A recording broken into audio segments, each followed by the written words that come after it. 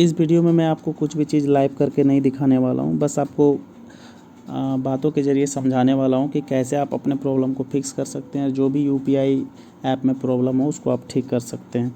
तो चलिए शुरू से शुरू करते हैं, जिसमें आपको हर चीज़ स्टेप बाय स्टेप, मतलब कहाँ पे आपको प्रॉब्लम आ सकती है और कहाँ उसको आप कैसे ठीक कर सकते हैं। तो सबसे पहला प्रॉब्लम आपके पास आएगा ये लॉगिन में।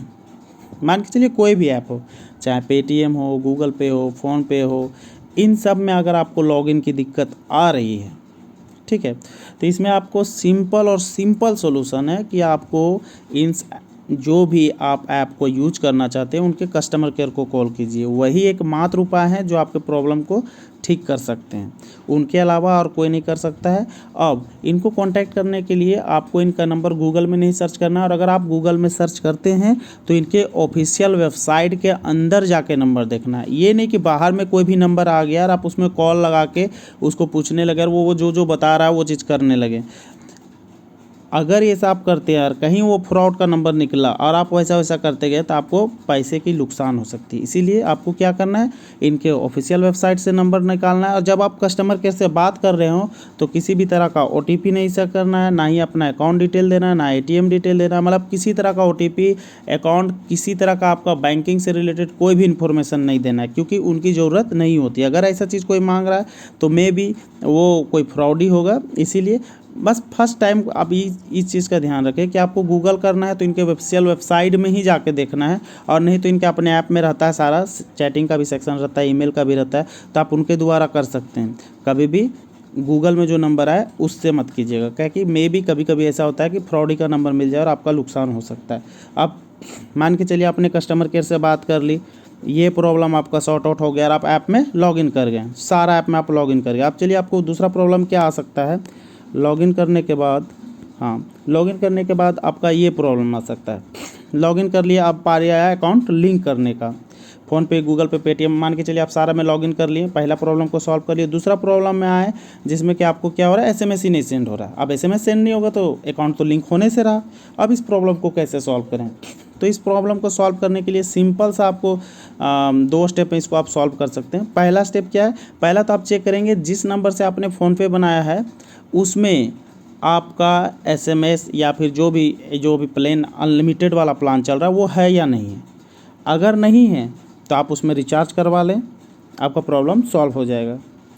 दूसरा बात, इसमें एक चीज़ और देखने वाली बात रहते हैं, आप जो भी ऐप से कर रहे हैं उन ऐप्स का परमिशन में जाएं और उसमें देखिए एसएमएस परमिशन अलाउड है या नहीं। अगर एसएमएस परमिशन नहीं अलाउड रहेगा तो उसके कारण भी एरर आता है।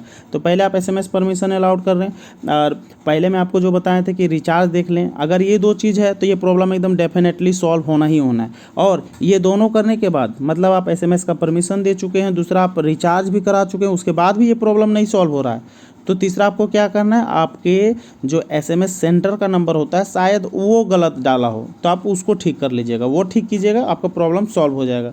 हाँ, अब बात रह गया कि रिचार्ज प्लान का, तो कौन सा रिचार्ज प्लान आपको कराना है। अगर आप जियो का यूज़र हैं तो आप कोई भी अनलिमिटेड वाला प्लान करा लीजिए। इसके सारे अनलिमिटेड प्लान जितने भी होते हैं उसमें एसएमएस पैक इंक्लूडेड रहता है, इसमें आपको देखने की ज़रूरी नहीं है। लेकिन जियो, वोडाफोन आइडिया और आपका जियो वोडाफोन वोडाफोन, आइडिया, बीएसएनएल, ये सब अगर आपके सिम हैं तो इनमें आप ध्यान से देख लें कि किस में आपका रिचार्ज में एसएमएस प्लान है, जिसमें होगा वही रिचार्ज कराना है, तो ये आपका प्रॉब्लम सॉल्व हो जाएगा।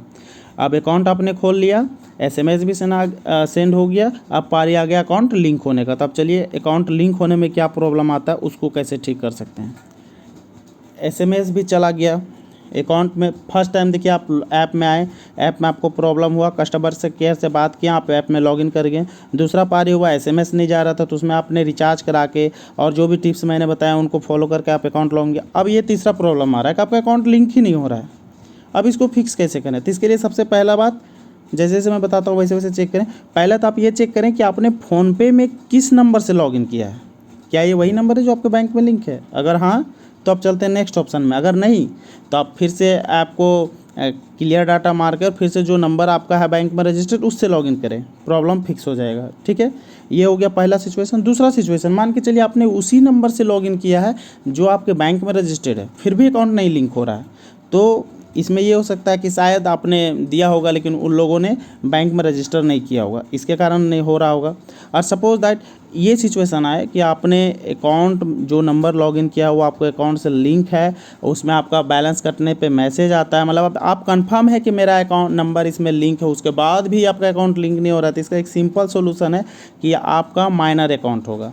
क्योंकि माइनर अकाउंट कभी भी फ़ोनपे, गूगल पे, अमेजोन पे, यहाँ तक कि बैंक का खुद का जो नेट बैंकिंग रहता है वहाँ भी नहीं शो करता है। बैंक ऑफ इंडिया में मैंने ये चीज़ देखा है कि जिस भी स्टूडेंट का या किसी भी इंसान का अगर माइनर अकाउंट है, 18 साल से पहले उन्होंने अकाउंट खोला है और उसके पास एटीएम है, फिर भी वो फ़ोनपे में यूज नहीं कर पाएंगे क्योंकि उनका अकाउंट लिंक ही नहीं होगा। माइनर अकाउंट को लिंक होने का परमिशन नहीं दिया जाता। इसीलिए इसके लिए आपको क्या करना पड़ेगा, 18 साल होने का वेट करना है, फिर अपना पैन कार्ड बनवाइए, जाके बैंक में अपडेट करवा लीजिए और मेजर में चेंज करा लीजिए, फिर आप इसको यूज़ कर सकते हैं।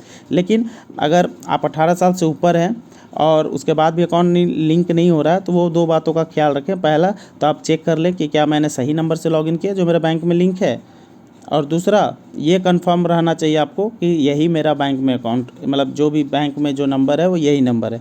बस ये 2 बातों का ध्यान रखें, ये प्रॉब्लम भी फिक्स हो जाएगा। अब बात तो आ गया, मान के चलिए पहला प्रॉब्लम ऐप लॉगिन का था उसको ठीक कर लिए, दूसरा प्रॉब्लम मैसेज सेंड करने का था उसको भी ठीक कर लिया, अब अकाउंट लिंकिंग का था तो ये भी ठीक कर लिए। अब आता है चौथा प्रॉब्लम, सारा चीज़ कर लिए अब तो पैसा जा ही नहीं रहा है, अब इसको कैसे ठीक करें भाई। तो चलिए इसके लिए भी मैं तरीका आपको बताता हूँ। इसके लिए आपको ज़्यादा कुछ नहीं करना, कुछ बातों का ध्यान रखना। पहला तो अननेसेसरी ट्रांजैक्शन आपको नहीं करना। दूसरा आपको जितना भी ट्रांजैक्शन करें जो जरूरी हो वही ट्रांजैक्शन करें। जैसे मैं बताता हूँ, इसमें ये लिमिट किस तरह से लिमिट एक्सीड करता है। 3 तरह का लिमिट होता है जो एक्सीड करता है, जिसके कारण आप ट्रांजैक्शन नहीं कर पाइएगा। पहला नंबर ऑफ ट्रांजैक्शन, मतलब नंबर ऑफ ट्रांजैक्शन में सिर्फ पर्सन टू पर्सन काउंट होता है, मतलब एक फ़ोन पे यूज़र दूसरे फ़ोन पे के यूज़र को कितना बार भेज सकता है। तो जनरली मुझे जहाँ तक लगता है ये 10 बार ही होता है या 12 बार ही रहता है। तो आप एक यूज़र दूसरे यूज़र को 10 या 12 बार ही भेज सकता है, चाहे वो 1 रुपया भेजे, चाहे वो 10 रुपया भेजे, चाहे वो 25,000 भेजे, चाहे वो कितना भी भेजे, लेकिन 10 बार ही सेंड कर सकता है। उसके बाद 24 घंटे के अंदर में वो ट्रांजैक्शन नहीं कर पाएगा। तो पहला, आप अननेसेसरी ट्रांजैक्शन नहीं कीजिएगा बिना ज़रूरत वाला, तो ये लिमिट आपका बचा रहेगा। दूसरा, सिंगल ट्रांजैक्शन में आप कितना ट्रांजैक्शन कर सकते हैं। तो कभी कभी क्या होता है, मान के चलिए एक सिंगल ट्रांजैक्शन में 5 रुपये का ट्रांजैक्शन लिमिट है, एक सिंगल में आप 5 ही रुपये भेज सकते हैं और आप 6 रुपये ट्राई करने तो भी नहीं जाएगा।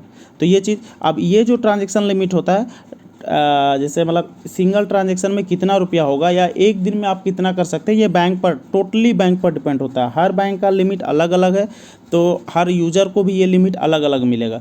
कोई एक सिंगल ट्रांजैक्शन में 50,000 भेज सकता है, कोई लाख भेज सकता है, कोई 2 लाख भी भेज सकता है, लेकिन कोई 10,000 ही भेज सकता है। तो ये आपका जैसा अकाउंट रहेगा उसके अनुसार रहेगा। तो 3 प्रकार के लिमिट होते हैं। पहला नंबर ऑफ ट्रांजैक्शन का, दूसरा पर ट्रांजैक्शन में आप कितना भेज सकते हैं, तीसरा कि आप एक दिन में कितना भेज सकते हैं।